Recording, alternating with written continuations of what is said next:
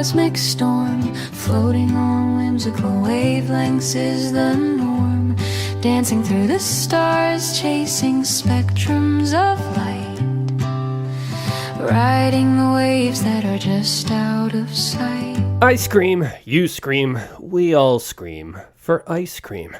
Time for some sweet, delicious science delivered right here on Whimsical Wavelengths. Food science. I love the breadth of what we get to explore here on the podcast. This discussion is going to investigate some of the science that goes into perfecting and understanding the greatest frozen dessert of all time. And it comes in so many different flavors. Yeah, ice cream. We're taking another trip into food science. Our first whimsical foray into this discipline was with Dr. Brian Lee and talking all about unami in season 1. For this expedition into the sweet and creamy, what needs to be set up? On one hand, there is nothing I need to set up because nearly all of us have had ice cream, or at the very least something similar without dairy. On the other, have you ever tried to make it at home? It works with the basic stuff you have at home, but it just isn't the same. It's not fluffy, it's missing a je ne sais quoi. There's a lot that goes into the producing of ice cream that's bought at the local store. And this is what we'll explore in just a moment.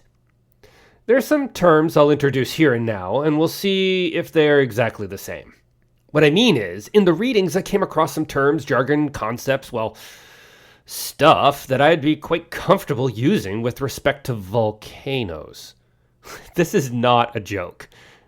Liquid rock and ice cream seem to have a few things in common. First, both are complex mixes of different phases. Magma can have crystals of different sizes and shapes, different gas phases like water and carbon dioxide and sulfur dioxide, as well as the liquid component. Ice cream, on the other hand, is a mix of ice crystals, fat, air, proteins, and liquid components that are in solution with sugars and the like. They just don't crystallize. How these materials move, melt, freeze, etc. It's all complex and depends on the structures within the material. In past episodes, I've talked about eruption dynamics and how viscosity, or resistance to flow, changes with eruption style. Well, viscosity, or more broadly, rheology, how a substance flows under a force over time, is important here too. There's other terms that I came across, like glass transition temperature. In volcanology, it's the temperature of the lava or magma when it solidifies into a glass or a solid without internal structure. So this term also applies to ice cream. The crossover between scientific disciplines is real. So be ready to chill here on Whimsical Wavelengths as we scoop into the coolest science around. This week's guest is no soft serve when it comes to sweet science, so grab your spoons and prepare for brain freeze. So our guest today got her PhD at the University of Wisconsin-Madison, where she studied how fat networks within dairy foods like ice cream can alter sensorial and rheological properties. Today she applies that science background as an industry consultant and science communicator. Dr. Abigail Thale, thank you for being here today on Whimsical Wavelengths. Thank you. I'm happy to be here. So perhaps before beginning down the path of science, you're the second food scientist who's come on the podcast, which is, first of all, amazing. Mm-hmm. As I didn't even know it was like a separate stream of something you could do until Dr. Brian Lee came on. So how did you discover the path? Yeah, so I feel like most people, food science, I didn't grow up wanting to be a food scientist. I also had no idea, that food science was even a career. I grew up in Wisconsin and ended up going to the University of Wisconsin-Madison because that was like the good school that you should go to. And I started in the School of Engineering, but pretty quickly realized that's what my parents really wanted, not what I was really going to enjoy. So I kind of early on had this moment of panic where I was like just searching, just looking at the entire list of science majors at UW because I knew I wanted to do something science. And that is the first time I saw food science. Like I already was at college and I was like, this can't be real. Like, what science would there be behind food? And I actually called one of my older sisters and like read her like the short list of majors I thought I could be interested in. And when I mentioned food science, she had actually just taken a food science class because she was majoring in dietetics. And she was like, wait, Abby, that could like actually be perfect for you. You should like further investigate this. So it was kind of by some good luck that I found food science. Yeah, I guess there isn't anything out there that kind of directs anybody towards that until you get to university. Hey? Right. No, which I think is really sad because so like after that, I met with a professor just to like learn more, like what is food science? Like what careers would you possibly have? And like immediately I was very sold on it because it's like a mixture of all my favorite sciences because you do like chemistry and biology and microbiology and physics, but you do it all sort of like the application is food, right? It's not like you learn about like random forces in physics anymore. It's all like at least it was very interesting to me because it's like, well, how can we get apples that are the right ripeness in the grocery store at the right time? Like it was so applicable. I bet. And physics only becomes random forces when you get into quantum mechanics, right? Right. Okay, terrible joke. But today we are planning to learn about ice cream, which is exciting. I mean, who doesn't like ice cream? But getting ready and trying to get this all going, I was like, where do I even start? And so I thought, let's start somewhere really, really silly because everyone knows what ice cream is, but maybe, just maybe, there's a different scientific definition than what I'm expecting. Yeah, so it's funny because, you know, if you study like ice cream like I did, there are actually textbooks on this. Like, and so we would always joke when I was getting my master's and PhD, like ice cream is a complex food made up of this, this, and this. So what most people don't realize about food is like it's made up of smaller components. So for ice cream, we would say it's a mixture of an unfrozen serum phase, and that holds like your salts, your minerals, some of the protein. So that doesn't freeze. Like not all of the water freezes in ice cream. Then you have fat globules. Then you have fat globules that form a larger fat network. And we actually call this like a partially coalesced network. It's like a specific structure. And then these fat networks and some of the proteins surround air bubbles or air cells. So it might sound crazy that, yeah, I studied ice cream for my PhD, but it's actually a really complex food because you have so many different phases. Like you have a water phase, a fat phase, and air. And to stabilize that all, you know, to stay in a freezer for months without changing is actually quite a feat. Yeah, I think instantaneously I know all the words you just used except for serum. I feel like that one has a separate definition. Yes, I would just say it's like the solution or the water phase of ice cream, and it dissolves certain things. It dissolves like the salt or the lactose or some of the other sugars and some of the protein. So it's just like a watery phase with certain things in it. Okay, so it's liquid, in other words. Yes. Okay, well, normally when I go down this road with a guest, I have a couple of papers. I mean, you did give me some, what you call them, review papers or something like that. And I used the paper summary to help us get to a final conclusion for the show. Instead, I thought here today we could use a hypothetical goal of designing the perfect ice cream for a new fictional shop. We'll call it a whack of whimsical ice cream. There's a lot of properties to look at here. One of the more fascinating ones that I quickly found was melting. Like there's a way to measure melting. So how does melting affect what kind of ice cream we get? Yes, melting is very interesting to me because you can manipulate it. So there's a couple ways you could change your ice cream formulation to have it melt slower or faster. And some of those are adding, if you look at like an ingredient statement of ice cream, you might see gums like guar gum or xanthan gum or carrageenan. And those are really big molecules that sort of thicken or add viscosity to the ice cream so that even if the water does melt, it's actually so thick still, it doesn't like collapse. So that's one way you slow melting.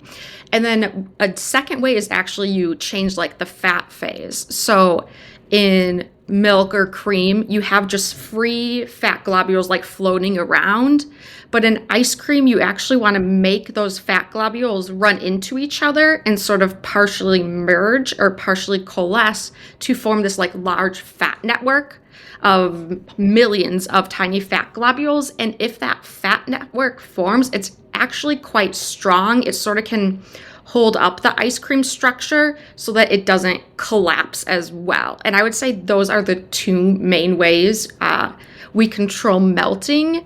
But also, if you want to talk about like products that are in the store, I feel like every summer there's a news story about like, do you know, like the ice cream sandwiches, like with the chocolate cookies and the ice cream in the center.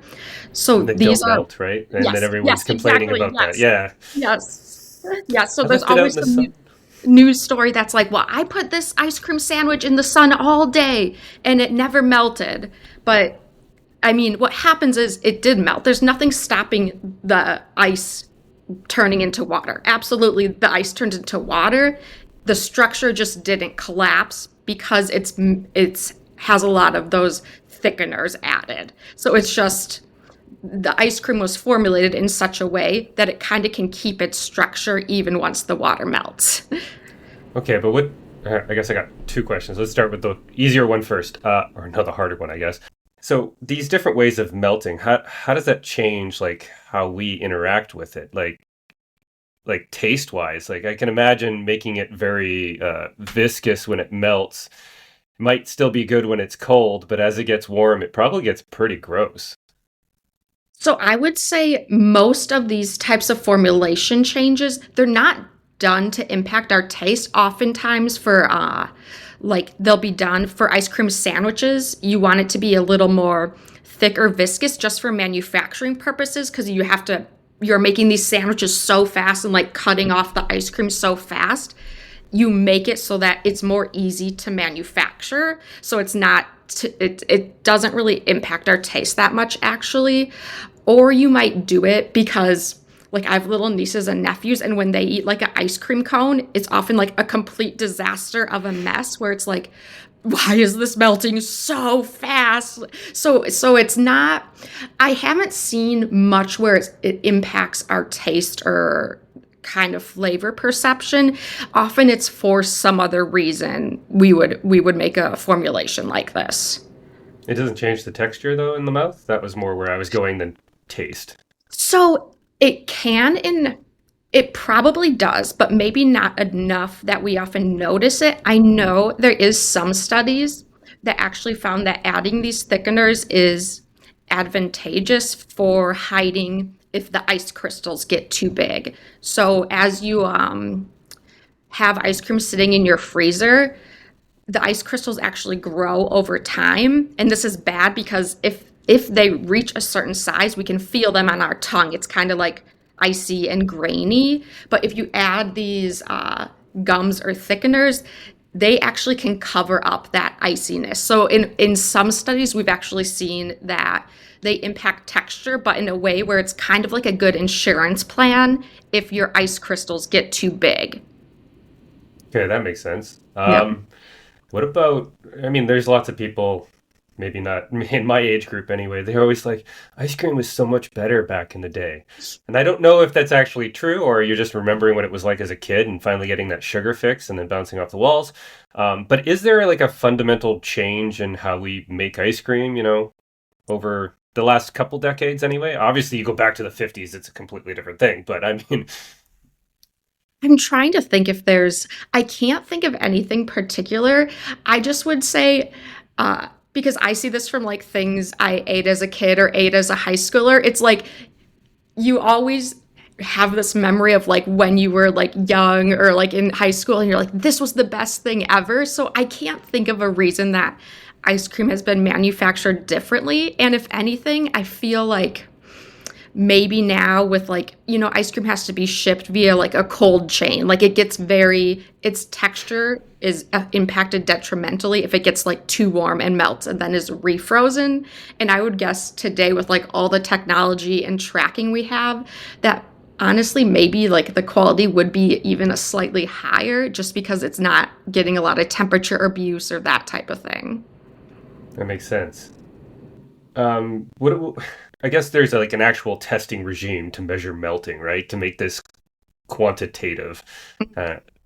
It looks like they just basically put it on like a specially designed sieve and let it melt and then weigh how much at different times about what's left over. Is that kind of how it works? So this is entirely true. So I luckily did not have to do this for research, but a lot of my lab mates literally did watch like ice cream melt. So you always cut up like the same amount of ice cream and put it on top of a sieve, and then you just measure what melts through. It's literally called like a meltdown test, but you basically can look at the weight over time and calculate like how fast something melts or how fast the structure collapses, because like I said, if you manipulate like the thickeners or the fat phase, the water is still going to melt, but like the structure is so strong it can just sort of hold that in that it wouldn't melt through the sieve.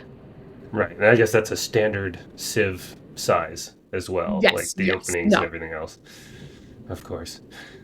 Okay, so overall, the more liquid the behavior of, like, you're getting towards soft ice cream, it's got to be more than just temperature, right? Like, there's something else to bring the nature of how it flows, or its rheology, if you remember from the previous episode about volcanoes, that affects it. So what does that mean with respect to ice cream? Like, how do we go from soft serve to hard serve? Is it just fats and stuff? So there's a couple ways you can manipulate it. One important one is actually how much sugar is in the ice cream. So the amount of sugar is really important because it impacts the freezing point depression. So basically, as you add more sugar, the freezing point gets lower. So it gives you a way to sort of control how much of the ice cream is actually freezing versus unfrozen. And so that would vary. That would like greatly impact. Is it more of like a soft ice cream versus something that like you can barely like scoop out of the carton? There's other ways, like something like custard, like frozen custard. This texture is different just because it usually has more fat and usually egg yolks, where something like gelato, which is very like scoopable, is because it's held in that case at like a different temperature. So of course that's going to impact how much is melted and how much is not. So I wouldn't say there's just one way. Like soft serve, like you mentioned, it's made in a very specific freezer and then dispensed at like a not super cold temperature, which is why that is so soft. So we kind of have all these, different tools or different methods to make, how many different ice cream products? Like there's so many different ones. Yeah. Although with soft serve, I usually only see strawberry, chocolate, and vanilla. I've never seen like cotton candy soft serve or. No, I agree. And I don't know if that is just tradition. Like I used to love when it was like twist, it was like half chocolate, half vanilla. But no, we really stick to those flavors. I'm not sure why. Okay, I was curious about that. I was like, why is that? The only thing I can think of is you know the like little pieces of like cookie dough or chocolate chips in ice cream, we call those inclusions. So I think because of the type of freezer and then it's dispensed through a little nozzle, I don't think you can have those inclusions just because it's gonna clog the nozzle. But other than that, I think, yeah, I don't know why Just we skip to tradition. such basics. So there's an option for the whack of whimsical ice cream is to have different flavor soft serve. Absolutely. It would be something There's different. like a lot of white space in the market for that. Apparently. Don't worry, I'm not going to trademark it, any listeners. I'm sure you'll get to it before I do. What controls the rheology or the way the properties of flow and deformation with time in an ice cream? Like in magma, there's lots of different factors, and one of the biggest ones is actually chemically, where we take silicon and oxygen, they form chains, I guess, very similar to the way you're talking about the fats forming chains, glooping up. Silicon and oxygen does that for magma, and it's usually the first factor. The higher the silicon, the higher the viscosity, the greater resistance to flow. Now, we've already talked about a bunch of these different properties with respect to ice cream, but is there like one which has more control than the rest? Is it temperature or is it... So I would say you were onto it when you mentioned how like the fat is similar to what you studied. So specifically like the fat network is what I studied for my PhD. And what's interesting about ice cream is in like a lot of dairy products, even if there's the same amount of fat, they're just like these individual globules like floating around the water phase. But when we make ice cream, we put it in this special freezer. It's called a scraped surface freezer. So it literally has like a blade scraping the freezer, scraping the ice cream. And when it does this, it sort of makes those fat globules run into one another. And this is when they start to form that network. And depending, if you can have like the same amount of fat, but if it's individual globules versus a network, this like really impacts the flow or that type of property of ice cream. Because like I said, it's this fat network, but there's kind of open spaces where there's maybe some of the like serum phase. It holds in different air bubbles so that you have a nice like scoopable, fluffy ice cream. So this is why like studying this type of thing for research is interesting, because the fat is so important, but also where the fat is or how it's structured sort of dictates the properties of the ice cream. So one of the things I was really interested in was we were testing out like different fats to see which would form these like specialized fat networks we wanted, because ideally could you maybe make an ice cream with like a healthier fat. But the problem is you need a fat, like milk fat, that is part oil and part solid fat to get this fat network. Because otherwise, if it was all oil, it would just oil off, right? They would just all merge and make an oil layer. So what I was kind of looking into was like which fats would also make a very similar fat network in ice cream and therefore have a similar properties of traditional ice cream. And I guess that has a big use for vegetarianism or veganism, right? Yes, 100%. So a lot of times I was looking at things like palm oil, palm kernel oil, coconut oil. But the problem is milk fat is a bit specialized in, what temperature does it start to solidify at? What temperature does it start to melt to oil? So you kind of want to match those properties, which isn't always possible with these other types of fats, is what makes it tricky. Right. But couldn't you just then therefore modify the temperature at which you're at, or is that just too cold? So you could during manufacture like manipulate the freezer temperature, but then the problem is like the freezers at home, you can't make them a different temperature, and so like the fat would become more liquid over time and it would ruin the structure, if that makes sense. So like we could do it during manufacturing because we have like super cold freezers and like hardening rooms, like we can really go to crazy low temperatures. But I think the problem would remain like even when the consumer took out the ice cream to scoop it, like just that temperature change would be it might be enough to ruin things. Oh. So there was no fat found of any sort that would get you close? No, you can definitely get close and you'll see those fats in ice cream, but you usually can tell, like if you pay attention, you might be able to taste the difference or like see a texture difference. But oftentimes, if you're someone who is vegan or vegetarian, that's sort of the sacrifice you're willing to make, right? It's not going to be identical to, products that contain meat and dairy. So you sort of have to pick your poison, I guess. Yeah, for sure. And I guess the fat levels and the different types of fat and how much fat and how much sugar, it all links into how we enjoy the ice cream, how it tastes, right? Yes, absolutely. So fat, like I always am like, oh, fat tastes so good. So if something tastes like creamy to you or creamy in your mouth, that is fat, or that is fat and oils that gives you that sensation. And so if you have like a low fat product or no fat product, you will notice it's not quite the same mouthfeel. And unfortunately, we it's really hard to duplicate, that creaminess without, so much fat or oils. And I would also say with sugar, again, of course you're adding sugar because ice cream is sweet, right? It's for the taste, but also like I said, the sugar content sort of dictates the freezing point. So actually, it also dictates like, is it scoopable or is it frozen as a rock? It also dictates texture in that way. So what's the sweet? It really depends. So it depends on your manufacturing equipment, like how cold can your freezer go, that you will want to change like your formulation, how much sugar or how much fat. And also for like the fat levels, there is actually some foods have a standard of identity, it's called. It's basically like a legal definition. Like if you are selling premium ice cream, it must have this, this, and this. So for ice cream, fat level is really important because, yeah, the more fat, like typically the better it tastes or feels. So we have like standard ice cream has a lower amount of fat, but a premium ice cream has more fat in it.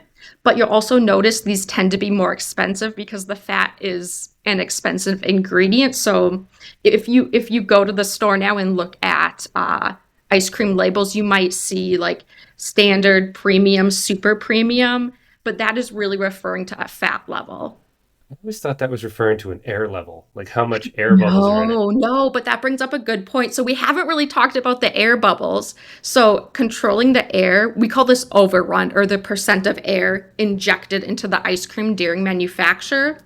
What I will say about air that is very interesting is if you lift like Halo Top, like the low calorie, or like one brand is called Halo Top, but they're basically like a low calorie ice cream. Like you can eat the whole pint and it's only 300 calories or something.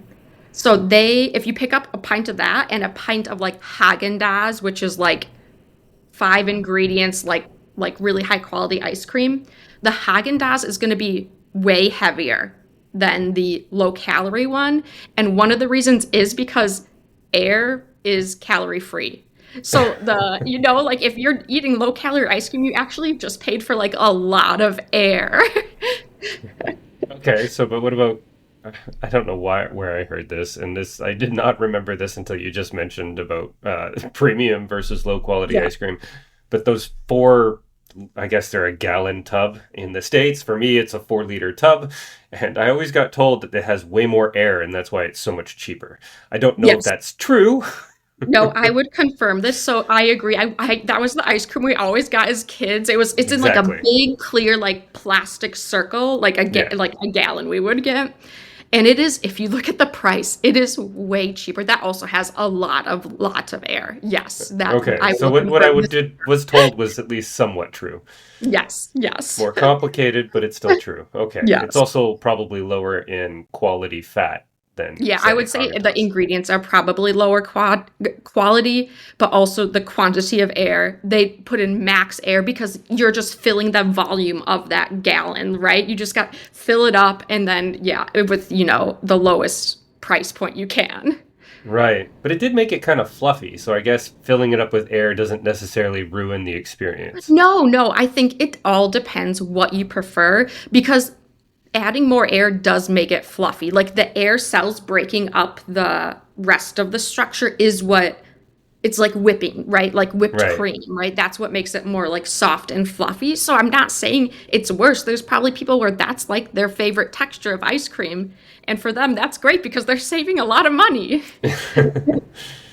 So there's lots of other things that we haven't covered so far. And I think they probably all have similar issue or effects on the ice cream. So we've kind of already talked about fats, but one of the ones that I don't really understand very well because I don't understand it at all is emulsifiers. That just makes it more structurally sound, question mark? Yes, let me explain this. Yes. Yeah, this is like one of the more complicated ones to explain, so I understand. It comes back to the fat network, which I told you earlier we want to form, like we want them to partially merge.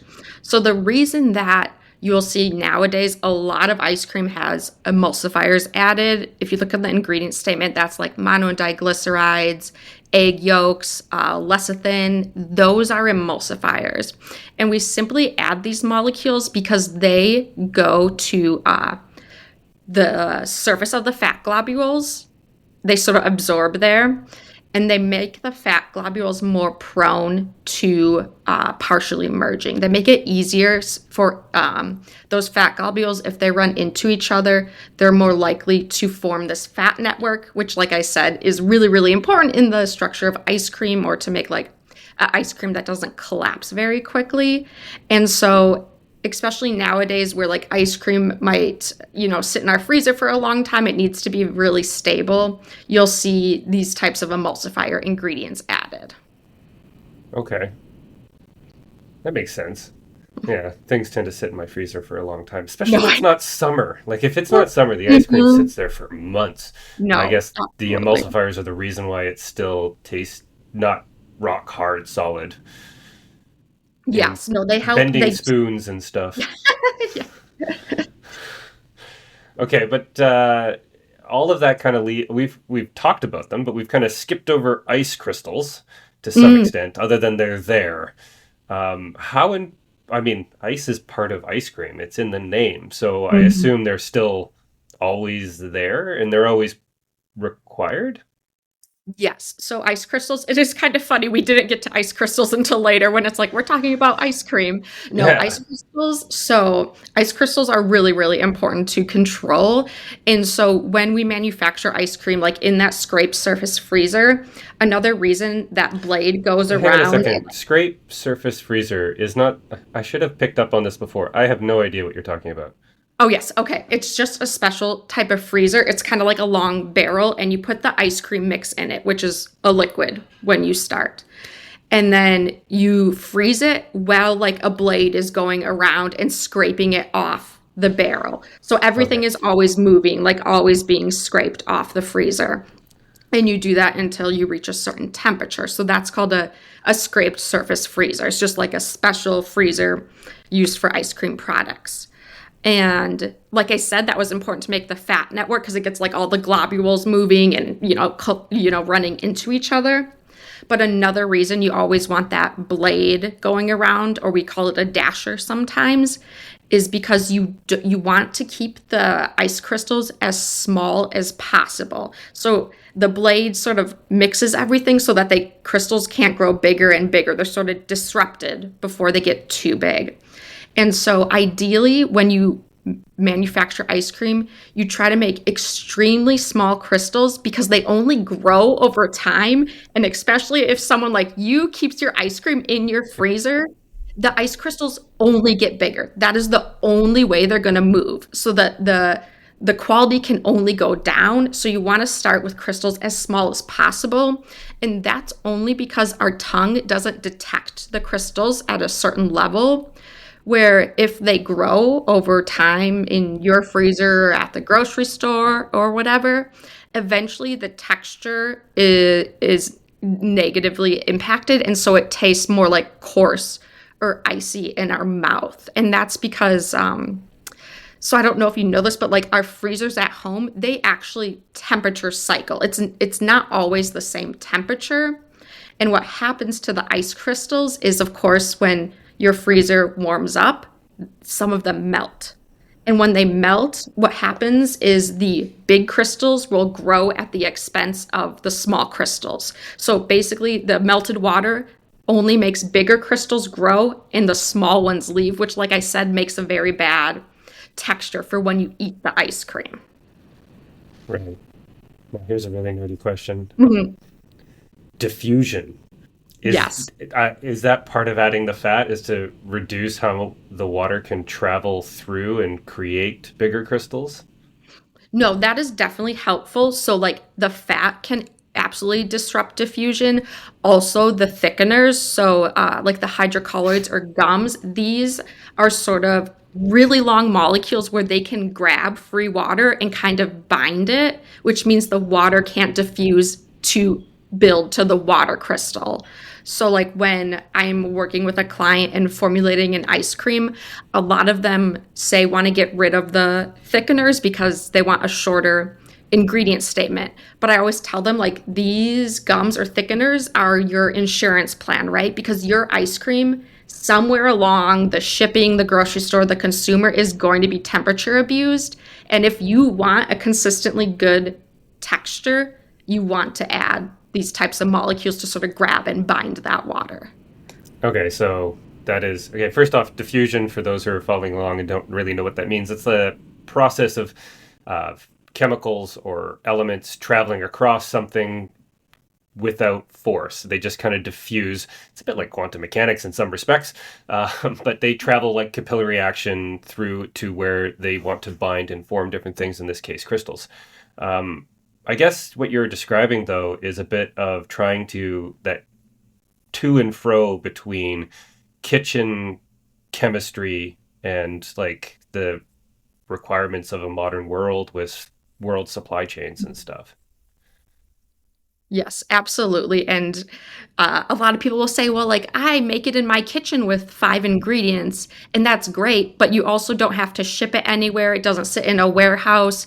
You probably eat it a lot faster. Maybe you made like a small batch. You ate it in like 5 days, whereas something you buy at the grocery store, at least I would say Americans keep food for a long time in their cabinets, in their fridge, in their freezer.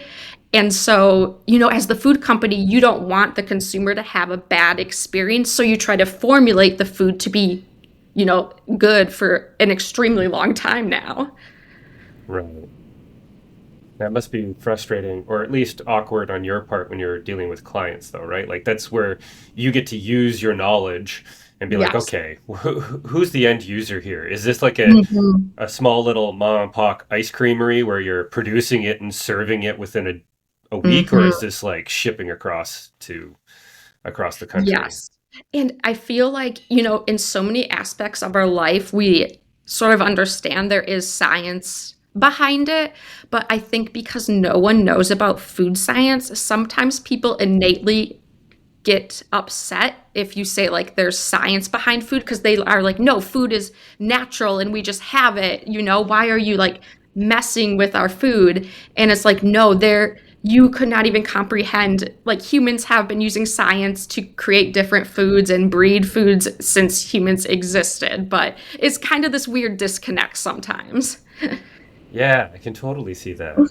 It's one of those things that everyone has that experience with cooking in their kitchen and stuff. Yes. So they also see themselves as kind of like this expert. But Hmm. yet, once you step outside the kitchen to a different realm, it really starts to change quite drastically.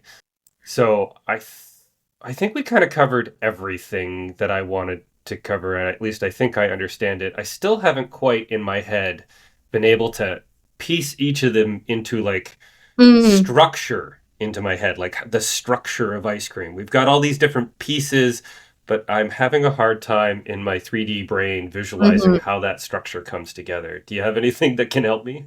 Ooh, let me try to describe it. Okay, the first level, let's just have it's like the unfrozen serum phase. It's the watery phase, what doesn't freeze. And that's holding some molecules like the salts, the lactose, and whey proteins. Now, on top of that layer, can you put like the fat network? Like all these millions of globules kind of partially merged, but there's like open spaces, right? It's not like one big network. It's kind of branchy, it kind of goes here and there. And so that's sitting inside of that unfrozen serum phase. So put that inside. And then kind of inside the free spaces of the fat network is the air bubbles. That's where we whipped in air bubbles or air cells. And the fat network kind of holds those in, kind of surrounds it. So that's how I kind of think of it in my brain. I don't know if that's helpful to you, but that's how I sort of like layer it, like what holds in what. Yeah, no, that makes perfect sense to me. Thank you for that. Now I actually have a 3D picture in my brain. Yes. It helps, I guess, maybe that I do geology and think in 3D. Good. But the layering definitely helps. But now we're going to complicate it even further with inclusions. I mean, flavors. Yes. Only so much time in one episode, but I couldn't leave it without at least bringing them in. So how does flavor like mess with all of what you just said? Yeah. So flavor in honestly every food is one of those tricky aspects because flavor molecules are very sensitive. And so usually in most foods, you add them right at the end. Like everything gets processed, is manufactured, and then you add the flavor because flavor will degrade with heat, with different temperatures, if exposed to oxygen. It's just one of those chemicals that they're very sensitive. So you want to do it the last thing and then quick like package it up.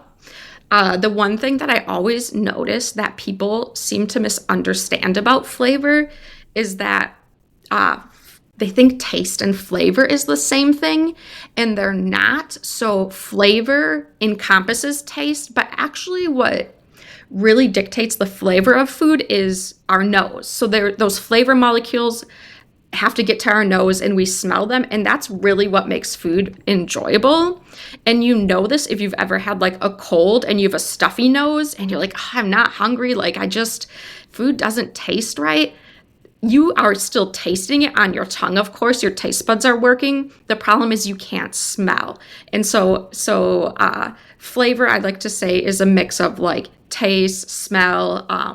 Actually, one other important thing in flavor is we have pain receptors in our mouth, and that also leads to flavor. Like spicy food triggers these pain receptors. I love like carbonated water, like that sort of bubbly, fizzy feeling is triggering those receptors. So flavor, like I said, super finicky to work with, but really, really important to get right because us humans love like a good flavor. Yeah, for sure. I've heard people tell me that you should add the garlic right at the end of stuff, for instance. My own experience in the kitchen, depending what you're using, sometimes you want to cook it a while because it's too strong otherwise. But Absolutely. True. But see, you're manipulating the flavor. That's why I said they're exactly. sensitive. So if you add heat, you're going to lose some of them. Exactly. Yeah, and you won't cause those pain receptors to go too Yeah. crazy in your mouth. No. Okay, so from flavor, what is the weirdest ice cream flavor you've ever helped create or witness yourself? Yes. So this one I did not create. And I don't know if I would want to take responsibility for it anyways. But Oh, so you're telling me you might be lying now. No. It just wasn't. It was the most interesting one I've ever had. It was mustard custard, like frozen custard. And I live in Wisconsin. And in Wisconsin, we have the the world's mustard museum, or like the US's mustard museum. And so there was a festival in this town where the mustard museum is. So they did a collaboration with a frozen custard shop and served mustard custard. And of course I had to try it. And I'm glad I tried it, but I just needed one bite and then I was good, I will say. You got the smallest size available. Yes. Did I you just see like anybody? one spoon. Did you see anybody with like a double scoop? No. I think everyone had the same thoughts I did. And it was like, this was fun, but this is enough. That's funny. I was going to spend this part to try to like summarize the different parts. The first part, I think I can do that. The difference between soft ice cream and hard ice cream seems to be a combination of mostly sugar and temperature. Is that Yes. kind of correct? Yes, I like that a lot. I think that will be good. Yeah. So, in other words, generally speaking, your soft serve ice cream has got more sugar. Mm-hmm. Oh, see, that was so easy. I was expecting that to be more complicated. Well, also soft serve, like I said, is dispensed at just warmer temperature, Yeah. like in that soft serve freezer that is used. From your local McDonald's or Mhm. whatever. Summing up the changing in how it feels in your mouth is based on structure, so therefore mostly the fat network. You could say fat. You could also say ice crystal size. Okay. Just because if, like I said, they're going to grow and eventually you will feel them. Right. So if I was going to make a whimsical whack of ice cream, I would want to keep the ice crystals small. Exactly. And Yes. I guess I'm going to go with, because there's more area on the market for a soft serve flavor. So Mm-hmm. that seems to be the way I would go. No, I agree. But it isn't all about screaming for ice cream. I mean, you're also a science communicator too. You have a YouTube channel that gets into food science and other parts of the industry, I guess. What brought Yes. you into YouTube and being a science communicator? Yeah, this was just a fun project I started during my PhD because when I was writing my dissertation, which is the worst part, I would argue, COVID actually happened. So then I was writing my dissertation alone in my like 1 bedroom apartment, not seeing anyone ever. So that is when I started my YouTube channel because I just needed something to like creatively do. And I love food science and I love teaching it. So I just started, it's just like Abby the food scientist and explains, like there are so many things you see in your kitchen or something like when you fry an egg, why can you make a over easy egg where the yolk is runny but the whites are cooked? It's like things but you didn't know there are science behind it. So I just started making all these fun videos to show people like, hey, there's food science. Like there are people who are food scientists, and it's super fun. I actually just maybe a month ago, I launched my first coloring book. So it's a candy science coloring book available on Amazon. So I studied ice cream, but the lab I worked in was like a confectionery frozen dessert lab. So I love, especially with kids, like if someone would have told me like your favorite candy is science behind it, I would have been sold. Yeah. I think just pass me along the links and I'll make sure those get in there. I'm sure it's on the Canadian Amazon as well. If not, the link to the US one will be there. Yes, You can for still sure. get it. May not be tariff free. Sorry. Anything else that we skipped as part of like the ice cream science story? No, I feel like you did a really good job. Like we talked about all the most important stuff for sure. Awesome. Well, I guess then it's on to the last traditional question here on Whimsical Wavelengths, where you tell us a science joke, and hopefully your favorite. Yes, no, this one, I hope it hasn't been used already, but this one always cracks me up. So it's like two guys walk into a bar, and one says to the bartender, I'll have some H2O. And the other one goes, I'll have some H2O too. And he dies. And you know what? We're not even going to explain that joke. Actually, no one has used it yet. Okay. So, well, thank you so much for being here. And Well, thank you so much. It's been very fun. and that ties up episode 2 in season 2. I hope you enjoyed it. In fact, I'm hoping you'll leave me a written review on Apple Podcasts or a rating on any other podcast app you're grabbing this from, because those really do matter. Send me a line on social media. Help amplify the message. And just ask me questions. Give me show ideas. And I'll see you in 2 weeks. And in 2 weeks' time, we're going to be looking at the accretionary disks of black holes. Yeah. Season 2 is already off to an amazing start. I'll see you guys next time. In a world so chaotic, so misbehaved, echoes of melodies remind us it's always colors weave stories painting the sky, swaying to rhythms as the galaxies fly by. Ooh, we're tuned in, feeling the beat of the unknown. Can you hear it? It echoes deep in our bones. Through this melodic maze, our minds explore.